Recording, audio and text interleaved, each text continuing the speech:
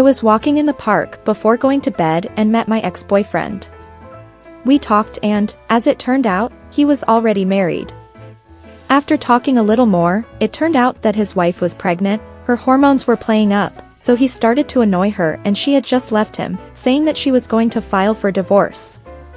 As we talked, we reached my house.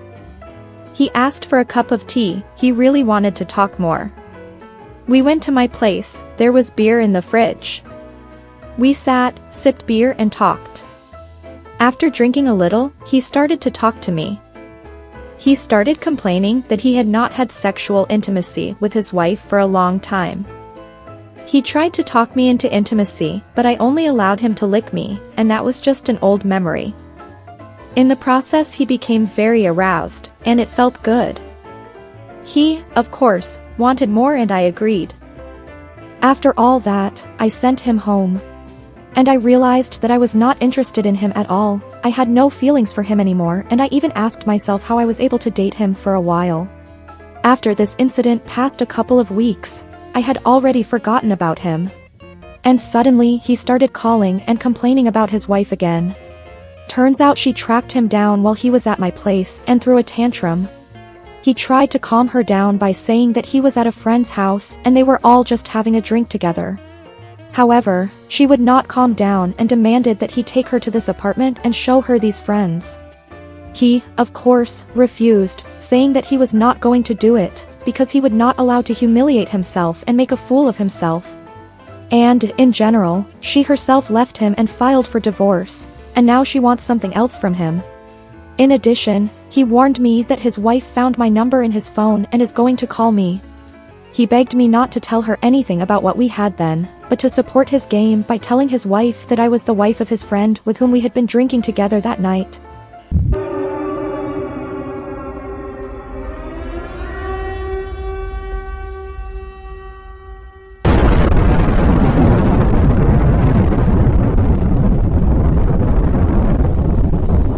I was disgusted, of course, but I agreed, telling him never to call me again.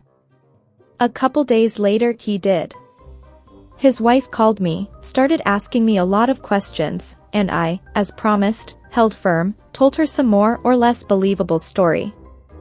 Everything seemed to work out, his wife believed me and, satisfied with my answers, quite correctly said, "Goodbye," to me. She never bothered me again. I was very happy about it. But for some reason I felt so vile, as if I had been wiped off my feet and spit on. Even though I wasn't actually his mistress. And after what happened, I didn't want to see or hear from him anymore. As I found out later, his wife came back to him, gave birth to his daughter, and after that he started cheating on her secretly all the time. She found out about it somehow. And in response, she gave him, immediately with two of his co-workers at the Christmas corporate party, very beautiful and branchy horns. And then she made sure that all his other co-workers found out about it. As a result, he had to leave his favorite job, because he became a subject of constant ridicule. For myself, I concluded that never in my life, under any circumstances, will never again get involved with married men. However, they say that you can't be sure of anything, because then it is bound to happen. That's what happened to me. This whole story drove me into a terrible depression and complete disappointment in people in general and men in particular. To distract myself somehow, I took a vacation and flew to Puerto Rico. And there I met the biggest love of my life. It was some kind of incredibly bright flash. I realized then what they call love at first sight. We spent an unforgettable 10 nights together, full of passion and fire. He said that he had never experienced anything like it, said that we were perfect for each other and that we just had to stay together forever. However, on the morning of the day I was supposed to leave, his wife arrived unexpectedly with their 3 children.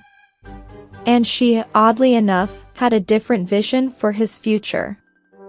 As I flew home, my emotional background changed from hysterical laughter to unrestrained tears. I so often ran to the toilet to cry alone that my neighbors and the stewardess probably thought that I was returning from the resort with diarrhea. That's the story. Do you want to know how the further fate of the main character turned out? Then write in the comments, we'll release a sequel. And thanks for listening to the end. Like and subscribe.